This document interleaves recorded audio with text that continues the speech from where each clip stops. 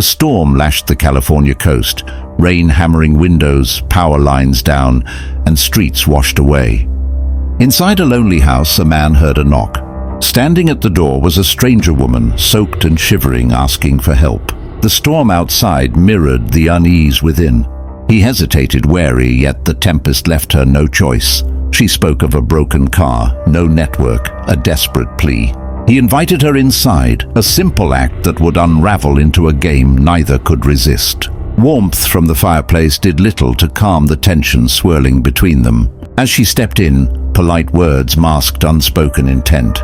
He offered water, a guest room, and small comforts. Every gesture seemed normal, mundane, yet beneath the surface, minds clashed. Silent strategies formed, eyes flicked, calculating moves in a battle of subtle dominance. She glanced around, noting the unlocked doors, the empty rooms.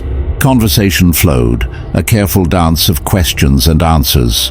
Each reassurance carried hidden threats, each offer a test. The storm outside roared, but inside, a more dangerous tempest brewed, unseen, unpredictable, growing. Laughter and small talk masked the cold calculus beneath. She sipped water. He fidgeted with the landline, each pretending innocence. Every glance, every hesitation, a weapon sharpened. Neither trusted the other, yet the walls of the house held them in a quiet, mounting dread that no storm could wash away. She wandered the house casually, asking about his wife, pretending curiosity, hiding intent. He spoke warmly of her, unaware that the questions were probes, the smiles bait. The storm pounded the roof. Shadows danced on walls, mirroring the growing unease neither dared to voice. He showed her the guest room, water in hand, careful instructions for comfort. Every gesture of hospitality became a thread in a trap neither yet saw fully. Polite words hung in the air, layered with silent threats. The fragile veneer of safety stretched thin under an invisible weight. Minutes passed like hours. Every knock, every creak of the old house amplified the tension. The landline was dead. The storm isolated them. She smiled politely, but the glint in her eyes suggested a mind playing a far darker game, turning his hospitality into a chessboard he did not even notice. Small talk became a battlefield. Questions about her car, the storm, his wife, all veiled tests. He offered comfort. She accepted with seeming gratitude, yet every word, every gesture was a calculated move. The storm outside roared louder, echoing the chaos that quietly brewed inside these walls. By the time the night deepened, the warmth of the fire did nothing to soothe him. Shadows stretched unnaturally, the wind howled like a warning. He laughed nervously at her jokes, unaware that the woman before him had already won the silent contest, and that his fate teetered closer to darkness. She lingered in corners observing him, smiling as if innocent. Every polite word dripped with hidden malice. He began to feel a chill that the storm could not explain. The house was no longer a refuge. It had become a stage for a game he didn't know he was playing. He joked, she laughed, but the tension coiled tighter. Each polite gesture masked intent, each pause measured. The night pressed on, and a creeping dread grew in his chest. The stranger's eyes glinted in the firelight, sharper than steel, colder than the wind howling outside. When he tried to leave, she subtly blocked his path, calm and composed. The pretense of civility cracked.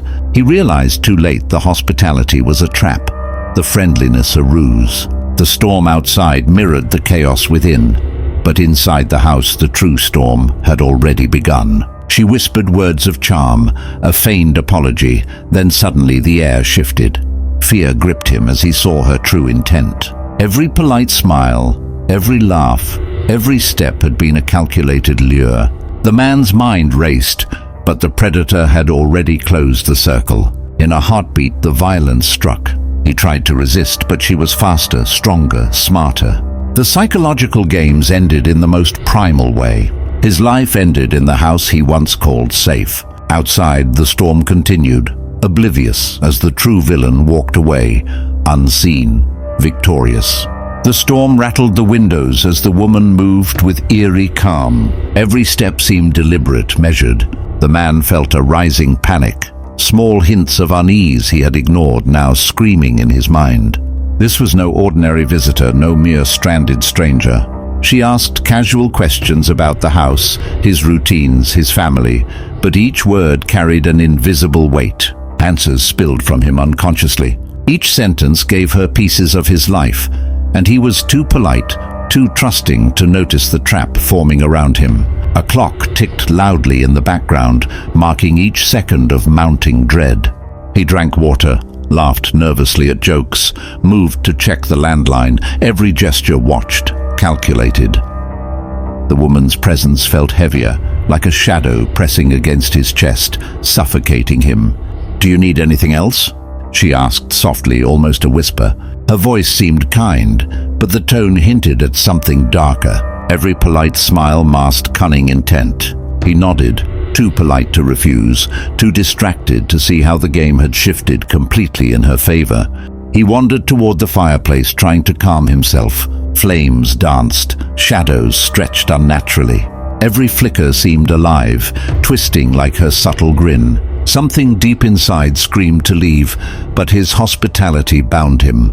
He had invited a predator into his home. She moved closer, stepping lightly, her eyes never leaving him. Conversation continued, but beneath it lay tension, silent challenges. His mind raced for signs, for tricks, for ways to regain control. Yet every attempt was met with calm composure, a mind sharper and colder than his own. The wind howled, the storm relentless. He tried to joke again, seeking normalcy, safety and laughter. She laughed too, but it was hollow, a mask hiding intent. Every polite gesture from her was now a threat, every smile a trap.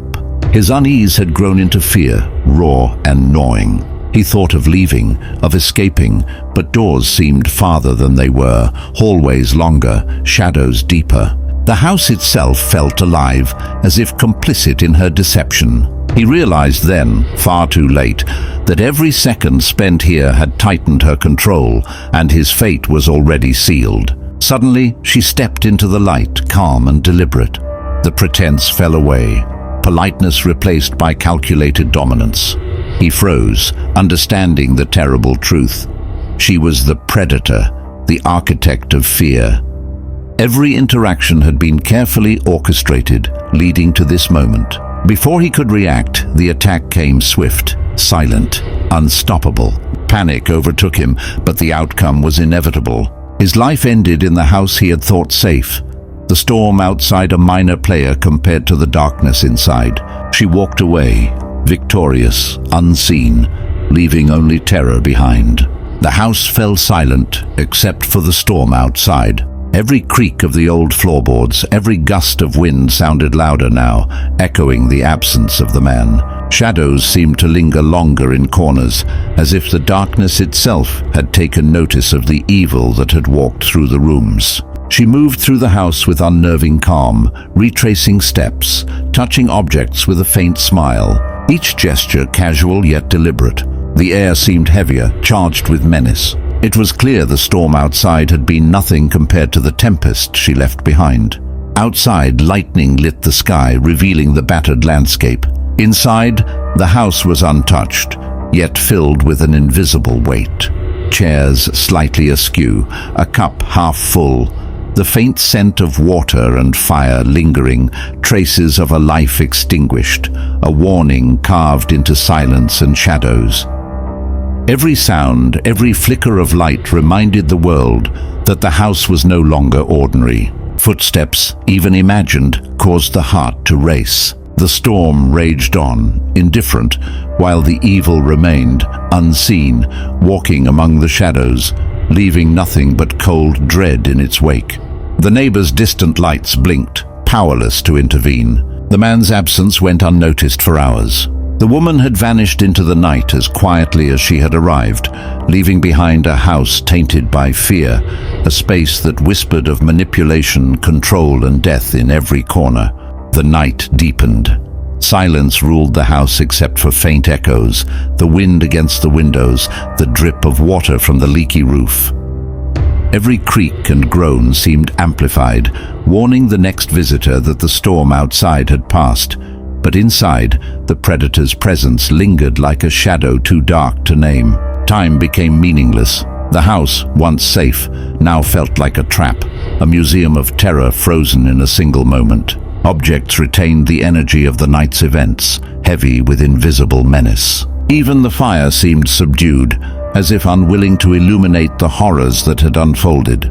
Neighbors whispered of a lone visitor who vanished, but no one questioned the house itself. It was a silent accomplice, keeping secrets behind locked doors that were never locked. Those who entered later sensed unease, a lingering intuition that something dark had walked here, shaping fear like clay.